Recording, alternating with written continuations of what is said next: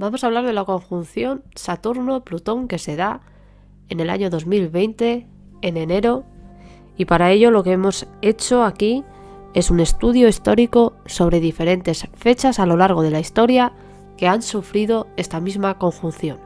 Para ello, además, estudiaremos los 36 años siguientes donde esta conjunción tiene su influencia. Cada 36 años, Plutón y Saturno se juntan en un signo, pero evidentemente no siempre lo hacen en el mismo, y en este caso lo que he hecho es un estudio astrológico e histórico sobre las veces que lo han hecho en el signo de Capricornio. Entender estos ciclos es entender la creación de los imperios, de las estructuras de la sociedad, de cómo nos regimos, de cómo nos rigen, quién está en el poder, quién está abajo. Realmente de esto se trata. Durante las conjunciones Plutón y Saturno en el signo de Capricornio, de lo que se trata es de derrumbar estructuras y crear unas nuevas, de imperios que emergen y otros que se caen, y cómo el poder a lo largo de la historia y en determinadas fechas van cambiando según zonas geográficas y civilizaciones. Saturno nos habla de la estructura, de la promesa, de la seriedad y también de lo que se contiene, del orden. Plutón nos habla de la muerte, la destrucción, el renacimiento y el control, muchas veces del poder de unos sobre otros. Estos dos planetas en conjunción, por lo tanto, nos hablan precisamente de esto, del cambio de poder de manos, el cambio de poder de una civilización a otra. Por eso vamos a empezar hablando precisamente de estas fechas, donde ocurrió lo mismo en otros momentos de la historia. Y vamos a comenzar hablando del 3132 a.C. En este año, el domingo, el día 22 de noviembre, el año 3132 a.C., se produce la conjunción Saturno y Plutón en Capricornio, en este caso en el grado 1. Y vamos a estudiar lo que ocurre desde esa fecha hasta el 3096 a.C. debido a esos 36 años de influencia después de la conjunción.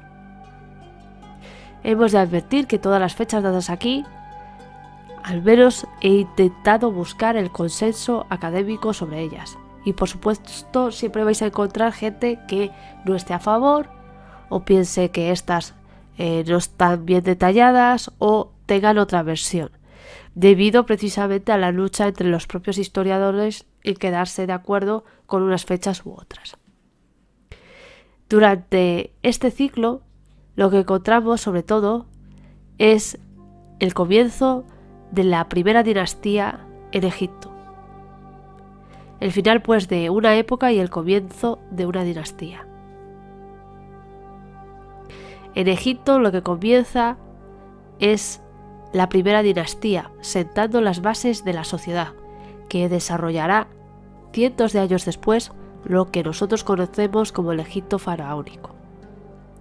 El periodo protodinástico en el Antiguo Egipto se caracteriza por un proceso continuo de unificación política, que culmina en un solo estado.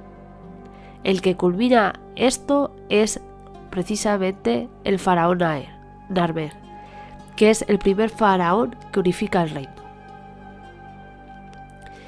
Para entender esto hay que conseguir indagar en quién es esta figura histórica, qué es lo que hace y de dónde procede precisamente todos estos avances. Y es que desde el año 3200 al 3100, en solo 100 años, se crean los primeros jeroglíficos, se ven las primeras narrativas gráficas en las paletas, se ven las primeras viñetas ornamentales, los primeros cementerios verdaderamente reales. También se implementa muchísimo lo que es el riego dentro de la agricultura y también la invención de la navegación a vela. Todos estos cambios propician que la sociedad y que las culturas avancen rápidamente y necesiten de nuevas estructuras más amplias, más organizadas, para poder llevar a cabo, a su vez, un desarrollo mayor. Narmer es conocido como el primer faraón que unifica los dos reinos, el Bajo y el Alto Egipto, y para ello encontramos diferentes pruebas que nos dicen que esto es así, entre ellas la de la paleta de Narmer. Además han encontrado sellos de barra donde se enumeran los reyes, y en estas listas aparece como el primero en el orden precisamente a Narmer. Algunos consideran que Narmer es el faraón Menes de la primera dinastía. Las obras más importantes de este faraón fue ordenar construir un dique para desecar las zonas pantanosas de Menfis y crear allí esa ciudad, la ciudad de Menfis. Lo que se hizo fue desviar el cauce del Nilo hacia un lago y así dejar esa tierra, como quien dice, limpia para poder edificar la ciudad. Menfis fue una ciudad fundada alrededor del 3050 a.C. y fue una ciudad cuyo dios local fue Paz. Curiosamente, Paz fue el señor de la magia, el creador de la mitología egipcia, el maestro constructor, inventor de la albañilería, el patrón de los arquitectos y artesanos. Se le atribuía también el poder sanador y obtenía los títulos de señor de la magia, señor de la oscuridad o señor de la verdad. También el señor de las serpientes y los peces y el de hermoso rostro. Algunas teorías conspiranoicas hablan de esta entidad, si queréis decirlo así, como el creador de los masones, el dios primordial de ellos, al ser el del hermoso rostro, el señor de la luz, en cierta forma, lo intenta también hablar, o si queréis decirlo así, relacionar con Lucifer, pero todo esto ya, como sabéis, son conspiraciones, nada más. Según la cosmología, Paz creó a los dioses, que son atribuciones y modos de su creador. Estableció además las regiones, edificó las ciudades, asignó a cada dios su lugar y edificó templos donde se podrían hacer las ofrendas a cada uno de estos.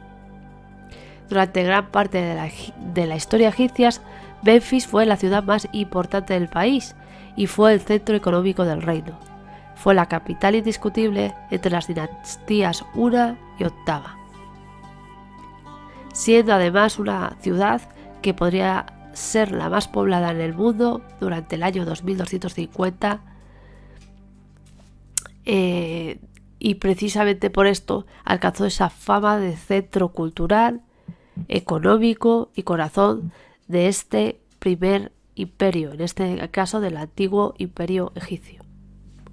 Además de todo esto, nos encontramos en otros textos sagrados de otras religiones y otras culturas, como las fechas que se producen precisamente en el 3132 hasta el 3096 a.C., ocurren eventos muy importantes. Entre esas culturas está la cultura hindú, en la cual en el año 3102 a.C.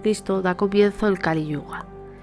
El Kali Yuga en el hinduismo es la última de las 4 etapas o edades que atraviesa el mundo como parte del ciclo de yogas descrito en las escrituras sánscritas. Kali Yuga está asociado al demonio Kali, que no a la diosa Kali, y nos habla del conflicto, la discordia o la disputa. Kali Yuga comenzó a la medianoche del día 18 de febrero del 3102 a.C. y se considera también que esta es la fecha en que el señor Krishna deja la tierra para regresar a la morada celestial. La duración de estos periodos de tránsito en cada yuga no está demasiado clara y se estima en base a datos históricos de eventos catastróficos pasados. Los hindús creen que la civilización humana degenera espiritualmente durante Kali Yuga.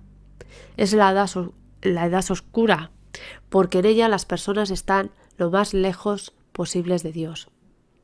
El hinduismo a menudo representa la moralidad mediante el Dharma. Los atributos y consecuencias comunes son la bancarrota espiritual, el hedonismo sin sentido, el colapso de toda estructura social, la codicia, el materialismo, el egoísmo irrestricto, las aflicciones y las enfermedades de la mente y del cuerpo dominan esta época de Kali Yuga. El Satya Yuga es la primera etapa de desarrollo. El toro tiene 4 patas, pero en cada edad la moralidad se reduce a una cuarta parte. En la edad de Kali, la moralidad se reduce a una sola cuarta parte, y de modo que el toro del Dharma solo tiene una pierna. Los eventos que se han profetizado durante ese Kali Yuga, que empieza en esa fecha y que dura hasta los días de hoy, son los siguientes. En los gobernantes se nos habla que no serán razonables y pondrán impuestos injustamente. Los gobernantes ya no lo verán como su deber el promover la espiritualidad o proteger a sus súbditos. Se convertirán en un peligro para el mundo. La gente comenzará a migrar buscando países donde el trigo y la cebada formen la fuente de alimentos básicos. El final de Kali Yuga nos habla que es el momento cuando ya no existen temas sobre Dios, donde ya no hay espiritualidad. Incluso en las residencias de los llamados santos, las 3 castas, no se sabe nada de las técnicas de sacrificio, de la palabra o de la espiritualidad, del misticismo o incluso, si queréis decirlo así, la meditación. Con respecto a las relaciones humanas, durante esta época se nos habla de que la avaricia y la ira serán comunes. Los humanos mostrarán abiertamente animosidad el uno hacia el otro. La ignorancia del Dharma ocurrirá. La gente tendrá pensamientos de asesinatos sin justificación y no verán nada malo en ello. La lujuria será vista como socialmente aceptable y las relaciones sexuales serán vistas como el requisito central de la vida. El pecado aumentará exponencialmente mientras que la virtud se va a desvanecer y dejará de florecer. Las personas se volverán adictas a las bebidas y drogas intoxicantes. Los gurús ya no serán respetados y sus estudiantes intentarán herirlos. Sus enseñanzas serán insultadas y los seguidores de Kama significa el deseo, el anhelo por las cosas, ¿vale? Arrebatarán el control de la mente de todos los seres humanos, es decir, aquellos seguidores del deseo y del hedonismo intentarán arrebatar el control de tu mente y convertirte en uno de ellos. Las mujeres ya no se casarán. Los brahmanes no serán aprendidos ni honrados. Los ejércitos y autoridades, la casta de los kshatriyas, no serán valientes. Los vaishyas no serán justos en sus tratos, que son precisamente los comerciantes, agricultores y pastores. Kama es el deseo, como os he dicho. Es uno de los 4 objetivos de la vida humana en las tradiciones hindúes. Se considera un objetivo esencial y saludable de la vida humana cuando se persigue sin sacrificar los otros 3 objetivos. El Dharma, que es la vida virtuosa y la moral adecuada. El Artha, la prosperidad material, la seguridad de ingresos o los medios de vida. Y Moksha, la liberación, la autorrealización y, si lo queréis decir así, la libertad espiritual de alguna otra forma. Nos habla de que los libros y los brahmanes nos hablan de que este periodo de Kali Yuga dura precisamente hasta prácticamente el día de hoy. Algunos difieren en las fechas, algunos dicen que falta todavía 100 o 200 años para que se acabe, algunos nos hablan de más, pero todos de ellos nos hablan precisamente de esta situación, que además terminará, el mundo sufrirá una especie de cataclismo ardiente que destruirá todo el mal y Shiva destruirá el universo. Brahma creará uno nuevo y comenzará una nueva era. Es curioso que todas las religiones y mitologías antiguas hablan de ese fin del mundo que suele ser a través del fuego y el agua y que procede del cielo. De ahí que muchas conspiraciones relacionadas con estos mitos lo que hablan o intentan de alguna u otra manera es relacionarlo con las tormentas solares que podríamos sufrir en un futuro, que podrían arrasar la Tierra o con eventos que fueran que sean como cataclismos y ahí entraríamos a los meteoritos, etcétera.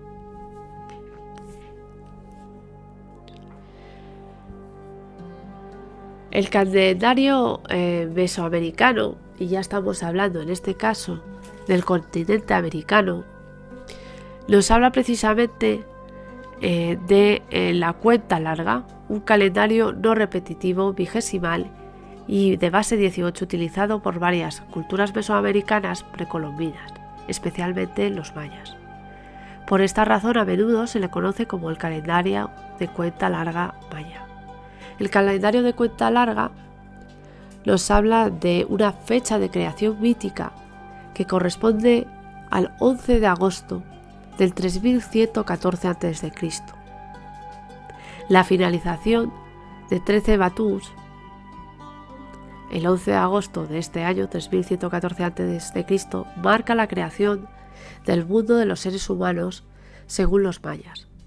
En ese día el Señor del Cielo hizo que tres piedras fueran colocadas y que de alguna u otra manera se levantara el cielo sobre el mar primordial, puesto que era negro, y de alguna u otra manera separar todos estos elementos.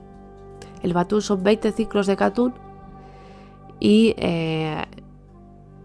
contiene 144.000 días, equivalentes a 394 años tropicales.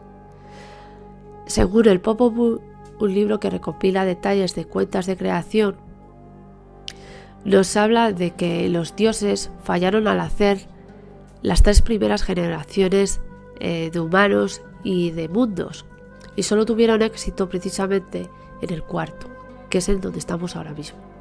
Las inscripciones mayas ocasionalmente hacen referencia a futuros eventos o conmemoraciones previstas que ocurrirían en fechas posteriores al 2012.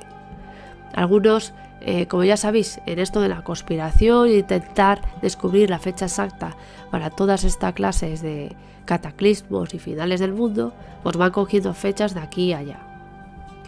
Pero además de esto, quiero comentaros que es que cuando ya volvemos otra vez para Europa, y en este caso Stonehenge, en torno al 3100 es cuando comienza la construcción de este monumento prehistórico. El monumento de Stonehenge en Wiltshire, Inglaterra. Los arqueólogos creen que fue construido entre estas fechas hasta el 2000 a.C., del 3100, 3000 hasta el 2000 a.C. Stonehenge podría haber sido un cementerio desde sus inicios, puesto que allí se han encontrado depósitos de huesos humanos que datan del 3000 a.C. Fue un lugar, por lo tanto, de entierro y de cremación. Un monumento, además, que más adelante también sirvió como sitio de curación. Los constructores colocaban huesos de ciervos y de bueyes en el fondo de las zanjas, y también herramientas de siles trabajadas. Stonehenge fue producido por una cultura que no dejó registros escritos, con lo cual hay muchos mitos y fantasía detrás de estos. Una serie de mitos además rodean sus piedras. Investigadores del Royal College Art descubrieron que tenían propiedades acústicas inusuales. Cuando eran golpeadas respondían con un fuerte ruido metálico. En ciertas culturas antiguas se creían que las rocas que suenan, conocidas como litófonos, contenían poderes místicos o curativos, así que Stonehenge tiene una historia asociada a los rituales también, a la presencia de estas rocas resonantes que parecen respaldar la hipótesis de que también fuera un lugar de curación, además de un observatorio astronómico. Es curioso porque no solo Stonehenge, sino hay un túmulo en Irlanda que data más o menos de las mismas fechas y que precisamente también está orientado hacia el sol. Y es que parece ser que en todos los cementerios, sobre todo celtas, el sol, la entrada del sol en según qué momentos, equinoccios, solsticios, etc., es importante como para poder trascender en esa muerte. Para finalizar, quiero hablaros un poco de la economía. ¿Por qué vamos a hablar de la economía? Seguramente ahora estáis pensando, bueno, estamos en un momento, en el año actual, 2019, pero seguramente de aquí al 2025 lo vais a ver, donde la banca, el sistema económico mundial, las reservas económicas, incluso el dólar, las monedas que utilizamos en las transacciones, los sistemas, etcétera, están obsoletos, se están cayendo, son un cúmulo, si queréis decirlo así, de deudas, de bonos basuras etc. Y quiero explicaros un poco desde el comienzo de los tiempos cómo se desarrolla un poco la economía, para que podáis de alguna u otra manera entender también los cambios que van a ocurrir a partir de esa conjunción Saturno-Plutón y todo lo que viene después. Por eso vamos a empezar con las perlas económicas, con esta sección de momentos pequeños para ir entendiendo de qué va esto, y vais a entender, además, vais a comprender cómo podéis llevar la información que os estoy diciendo a vuestra propia vida, a lo que estáis viviendo en el presente, a lo que está ocurriendo ahora en la sociedad. Quiero decir que estos extractos los he cogido del doctor Michael Hansen, que es un doctor en económicas especializado en la historia de la economía a través precisamente de diferentes civilizaciones. Vamos a hablar del crédito palaciego y sus orígenes, y más que nada el origen del dinero y de los intereses. Las economías neolíticas y de la Edad de Bronce operaban principalmente a crédito. Esto era debido a la brecha que había entre el tiempo de la siembra y de la cosecha. Se realizaban, por lo tanto, pocos pagos en el momento de la compra. Cuando los babilónicos iban a la cervecería local, no pagaban llevando grano en sus bolsillos. Dejaban una cuenta, un depósito, que se establecería a la hora de la cosecha en la era. Es decir, imaginaros, son las típicas cuentas de pónmelo en la cuenta, que cuando llegue la época de la cosecha yo te doy todo lo que haya debido yo. Las mujeres de la cervecería que dirigían estos pubs pagarían la mayor parte de este grano al palacio por los envíos adelantados a estos campesinos durante el año de la cosecha. Estos pagos tenían un carácter financiero y no era un intercambio de tipo trueque. Como medio de pago se utilizaba, por supuesto, los cereales en esta época temprana, pero también la plata. Esta monetización no era física, era administrativa y fiscal. Los pagos implicaban que el palacio o el templo, que eran los organismos que tenían poder y los que controlaban todo esto, regulasen los pesos, las medidas y los estándares de pureza para que el dinero fuera aceptado. Al final de cuentas, eran los templos y la gente que estaban en el poder los que se dedicaban a organizar el resto de la sociedad. Los contables en los templos y palacios elaboraron el dinero como instrumento administrativo para la planificación y la asignación de recursos, las transacciones con el resto de economías y para cobrar el alquiler de las tierras y asignar valores a los envíos comerciales. El origen de la deuda empieza aquí, empieza en esta época, en el 3000 a.C., incluso si queréis decirlo así, podríamos hablar de incluso antes, pero fue en estas primeras civilizaciones donde el concepto de la deuda comienza. ¿Por qué? Porque comienza, si queréis decirlo así, comienza el valor de dinero, se empieza a establecer qué es el dinero y de alguna u otra manera la creación de este. Los orígenes de las deudas monetarias y los medios de pago se basan en las prácticas contables de los templos y palacios sumerios del 3000 a.C. Estos los utilizaban para gestionar una economía principalmente agraria, que requirió en un momento dado el comercio exterior para obtener cosas que ellos por sí mismos no tenían en sus tierras, metales, piedras y otros materiales pues no disponibles a su nivel nacional. Estas grandes instituciones empleaban como personal a tejedores y a otros trabajadores artesanales que eran mantenidos por los templos, porque a final de cuentas todos estos trabajaban para mejorar el imperio, mejorar el estado, mejorar las infraestructuras.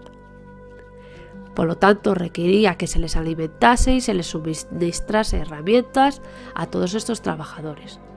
Y con el fin de calcular todos estos presupuestos, todo este dinero, todo lo que se necesitaba, lo que se dejaba, lo que venía, lo que iba, había que encontrar una nueva forma de contabilidad.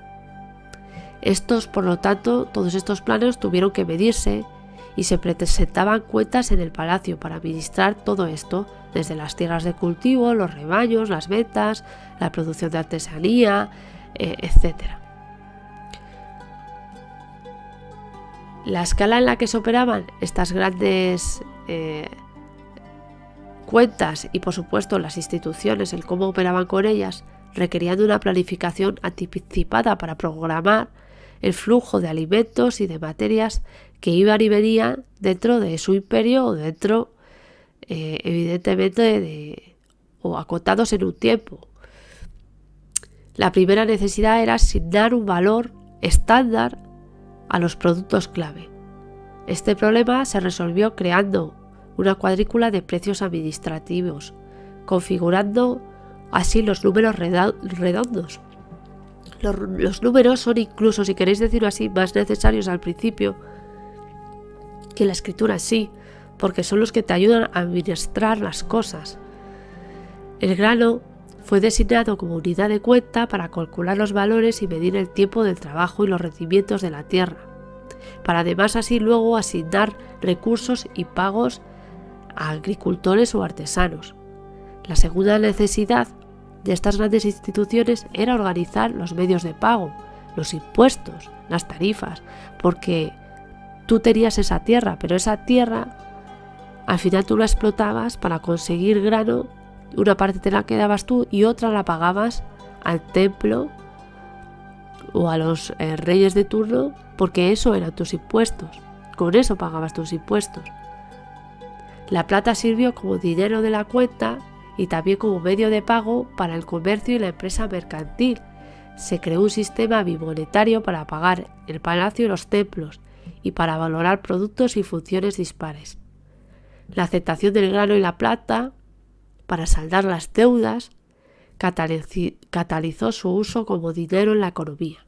Las deudas empiezan ahora, en esta parte de la historia. ¿Por qué? Por una sencilla razón.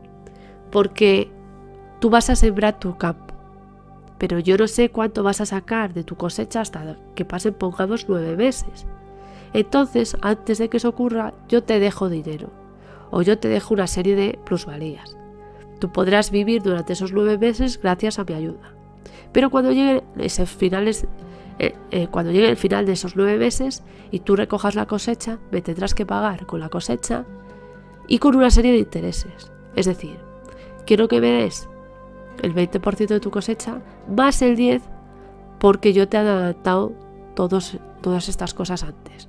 Ahí es donde empiezan las deudas, donde empiezan las plusvalías, donde empiezan los intereses.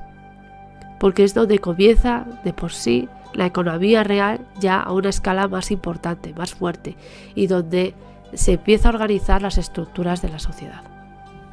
Hasta aquí está el primer especial, espero haberos ayudado a entender algunas cosas.